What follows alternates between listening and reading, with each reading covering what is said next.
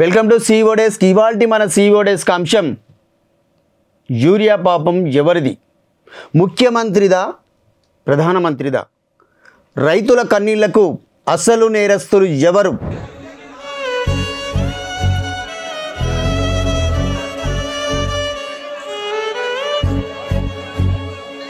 రాత్రి పగలు తేడా లేదు, ఎండ వానతో పని లేదు. రైతులు పొలాలను వదిలేసి రోడ్డెక్కుతున్నారు. యూరియా కోసం కిలోమీటర్ల మేర క్యూ లైన్లలో నిలబడుతున్నారు. అసలు యూరియా కొరతకు కారకులు ఎవరు? కారణం ఏంటి? రైతుల అరిగోస ప్రభుత్వాలకు కనిపించడం లేదా? రైతే లేకపోతే అన్నమో రామచంద్ర అని ఆకాశాన్ని కేసి చూడాల్సిందే. అదే రైతు ఇప్పుడు ఒక్క యూరియా బస్తా కోసం మహాప్రభు అంటూ వేడుకుంటున్నాడు. ఇది రాష్ట్ర ప్రభుత్వం వైఫల్యమా, లేక కేంద్ర ప్రభుత్వం నిర్లక్ష్యమా? రైతులకు సకాలంలో యూరియా అందకపోవడానికి అసలు కారణం ఏంటి?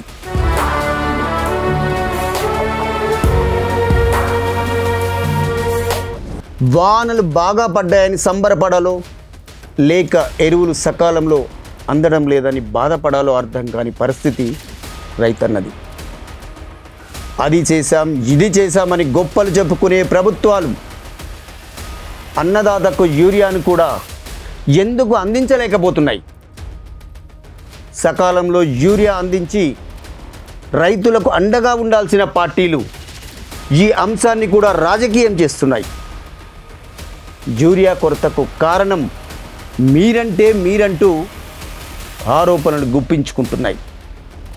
అసలు యూరియా కొరతకు ప్రధాన కారణాలేంటి? మన దేశంలో ఏటా ఎంత యూరియా అవసరమవుతుంది? మనం సొంతంగా ఎంత ఉత్పత్తి చేసుకుంటున్నాం? విదేశాలపై ఎంత మేర ఆధారపడుతున్నాం? ఒక్కో పార్టీ ఒక్కో విధంగా చెప్పవచ్చు. కానీ దేశీయంగా ఎరువుల ఉత్పత్తి లక్ష్యంగా మేకింగ్ ఇండియాలో భాగంగా కేంద్ర ప్రభుత్వం 2014-15 ఆర్థిక సంవత్సరంలో 6 కొత్త యూరియా యూనిట్లను స్థాపించింది. ప్రతి యూనిట్ ఉత్పత్తి సామర్థ్యం 12.7 లక్షల మెట్రిక్ టన్నులు. తెలంగాణ రాష్ట్రంలోని పెద్దపల్లి జిల్లాలో Ramagundam fertilizers and chemical limited, Uttar Pradesh, Jharkhand, బీహార్లోని హిందుస్థాన్ బూర్వారక్ రసాయన లిమిటెడ్, గోరఖ్పూర్లోని సింద్రి గ్రీన్ఫీల్డ్ యూరియా ప్లాంట్లను ఏర్పాటు చేశారు. దేశవ్యాప్తంగా 25 గ్యాస్ ఆధారిత యూరియా యూనిట్లను స్థాపించారు. ఈ చర్యల వల్ల యూరియా కొరత తీరిపోతుందని ప్రభుత్వాలు భావించాయి. కానీ ఏటా పెరుగుతున్న సాగు విస్తీర్ణం ప్రభుత్వ లెక్కలను తారుమారు చేసింది. 2014-15 ఆర్థిక సంవత్సరంలో 225 లక్షల మెట్రిక్ టన్నుల నుంచి 2023-24లో రికార్డు స్థాయిలో 314.09 లక్షల మెట్రిక్ టన్నుల యూరియా ఉత్పత్తి పెరిగినా మన అవసరాలు మాత్రం తీరడం లేదు. కొన్ని ఏజెన్సీలు, ప్రభుత్వ సర్వేలు అందిస్తున్న లెక్కల ప్రకారం ఇప్పటికీ 60-70% పైగా యూరియా మనకు విదేశాల నుంచే వస్తుంది.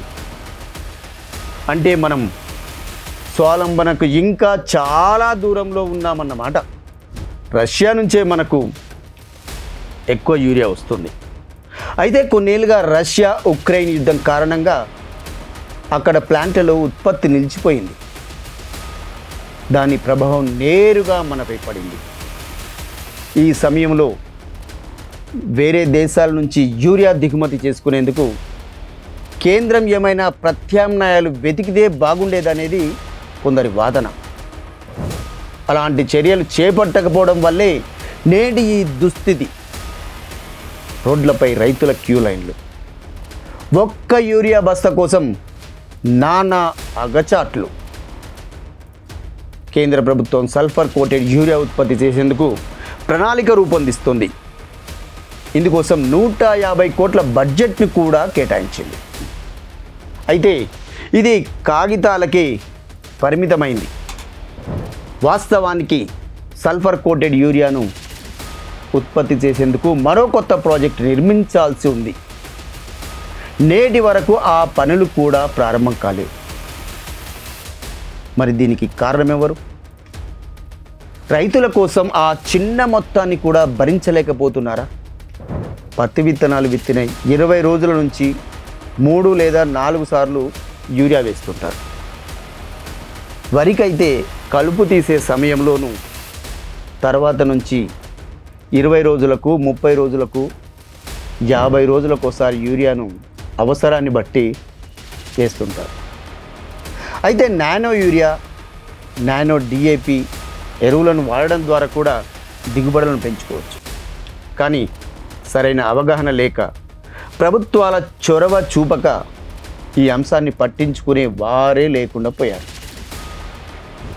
సాధారణ యూరియాతో పోలిస్తే నానో యూరియాలో నత్రజని శాతం తక్కువగా ఉంటుంది. ఇది కొన్ని పంటలకు పనిచేస్తుంది, కొన్ని పంటలకు పనిచేయదనేది కొందరు రైతుల వాదన. మరి రైతుల సందేహాలను నివృత్తి చేయాల్సిన వ్యవసాయ శాఖ అధికారులు ఏం చేస్తున్నారు? కేంద్ర రాష్ట్ర ప్రభుత్వాల్లోని వ్యవసాయ మంత్రిత్వ శాఖలు ఏం చేస్తున్నాయి? మిశ్రమ ఎరువులు యూరియాకు మంచి ప్రత్యామ్నాయాలు. ఈ ఎరువుల్లో నత్రజని శాతం, కొంత శాతం ఫాస్ఫరస్, పొటాషియం వంటి పోషకాలు సమతుల్యంగా ఉంటాయి. పంటకు సమగ్ర పోషణ అందిస్తూ మంచి దిగుబడికి సహాయపడతాయి. కానీ వీటిపై రైతులకు అవగాహన కల్పించే వారే లేకుండా పోయారు. సేంద్రియ ఎరువులు, జింక్, బోరెన్, ఇనుము లాంటి సూక్ష్మ పోషకాలను సరిగ్గా అందజేసే విధానం కూడా ఉంటుంది. దీనిపై కూడా రైతులకు అవగాహన కల్పించడం లేదు. మరి దీనికి కారణం ఎవరు? ఇది ఎవరి వైఫల్యం? ప్రస్తుతం విదేశీ ఉత్పత్తి భారత యూరియా అవసరాల్లో సగాన్ని మాత్రమే అందించగలిగే స్థాయిలో ఉంది. కానీ పూర్తి స్వావలంబన మాత్రం సాధించలేదు. సల్ఫర్ కోటెడ్ యూరియా వంటి కొత్త ప్రాజెక్టులు అభివృద్ధి చెందుతున్నాయి. దీని ద్వారా భవిష్యత్తులో మరింత స్వావలంబన సాధించే అవకాశం కనిపిస్తోంది. ఇది పూర్తిగా ప్రభుత్వ బాధ్యతే అన్న విషయం మాత్రం మర్చిపోవద్దు. రైతు బాగున్న నాడే ఏ దేశమైనా బాగుపడుతుంది. మనలాంటి వ్యవసాయ ఆధారిత దేశాల్లో ప్రతి రైతు ప్రతిరోజు రైతు మొహంలో చిరునవ్వు కనిపించాలి. అప్పుడే మన ఆర్థిక వ్యవస్థ కూడా బాగుంటుంది. ఎరువులను కూడా సకాలంలో అందించలేని ప్రభుత్వాలు ఓసారి ఆత్మ విమర్శ చేసుకోవాలి. తప్పెక్కడుందో గ్రహించాలి. దానికి పరిష్కారం కనుగొనాలి. అప్పుడే రైతు బాగుంటాడు, దేశం కూడా బాగుంటుంది. ఇది ఇవాల్టి CEO డెస్క్. రేపు మరో అంశంతో మళ్ళీ కలుద్దాం. చూస్తూనే ఉండండి V5 న్యూస్.